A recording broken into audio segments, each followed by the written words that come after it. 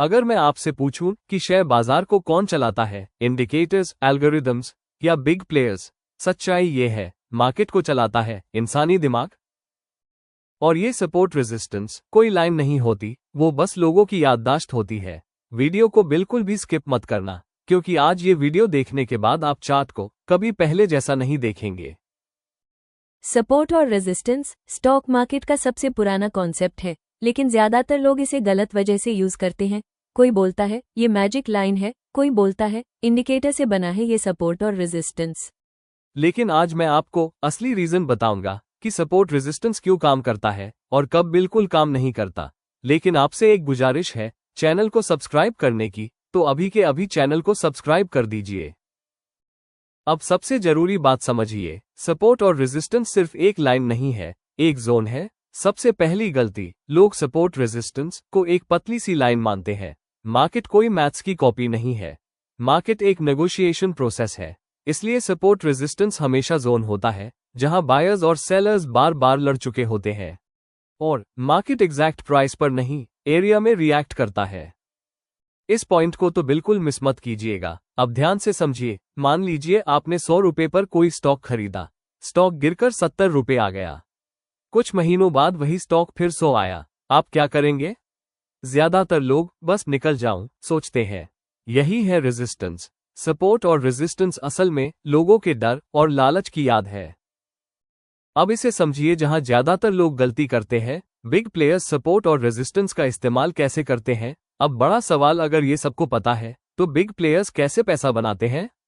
Simple, वो support और resistance पर बाय या सेल नहीं करते, वो वहां भीड़ को फंसाते हैं। फेक ब्रेकडाउन, फेक ब्रेकआउट, ताकि रिटेल पैनिक में डिसीजन ले। जहां रिटेल निवेशक सिर्फ इमोशन देखता है, वहां बिग प्लेयर अपॉर्चुनिटी देखता है। क्या आपने कभी भी इस बात पर गौर किया है, जब अगर सपोर्ट टूटे तो हमेशा गिरावट क्यों नहीं आती? ये सबसे कंफ्यूजिंग सवाल है। सपोर्ट तो टूटा लेकिन स्टॉक गिरा नहीं, क्यों? क्योंकि सपोर्ट का मतलब बाय खत्म होना नहीं है। कई बार ताकतवर हाथ वहीं से एंट्री लेते हैं जहां कमजोर हाथ डर जाते हैं। हमेशा ब्रेकडाउन के बाद रिएक्शन देखो, प्रेडिक्शन नहीं। अब आए वो बात जो कम लोग जानते हैं, सपोर्ट और रेजिस्टेंस कब फेल करता है। अब सच्चाई की बात यह है कि सपोर्ट और रेजिस्टेंस हर बार काम नहीं करता। तो फेल कब होता है? जब कोई न्यूज मार्केट में डर पैदा कर दे, या बाजार में वॉल्यूम ही ना हो, और जब आप कॉन्टेक्स्ट इग्नोर करते हैं। सपोर्ट और रेजिस्टेंस अकेला नहीं चलता, उसे वॉल्यूम, ट्रेंड और पेशेंस चाहिए। आपको ये बात पता होनी चाहिए कि प्रोफेशनल ट्रेडर सपोर्ट और रेजिस्टेंस से सवाल नहीं पूछता। वो देखता है कि मार्केट वहां बिहेव कैसे कर रही है, और रिटेल ट्रेडर लाइन खींचकर उम्मीद लगाने लगता है। मार्केट उम्मीद पर नहीं, रिएक्शन पर चलता है। सपोर्ट और रेजिस्टेंस कोई सीक्रेट फॉर्मूला नहीं है, ये मार्केट की साइकोलॉजी का नक्शा है। अगर आप समझ गए कि लोग कहां डरते हैं और कहां फंसते हैं, तो आपको किसी इंडिकेटर्स की जरूरत नहीं पड़ेगी। सबसे जरूरी और अहम बात, अगर आप स्टॉक टिप्स नहीं, मार्केट की सोच समझना चाहते हैं, तो चैनल को सब्सक्राइब करें। क्योंकि जैसा आपको पता है, मार्केट में पैसा बाद में बनता है, पहले दिमाग बनाना पड़ता है।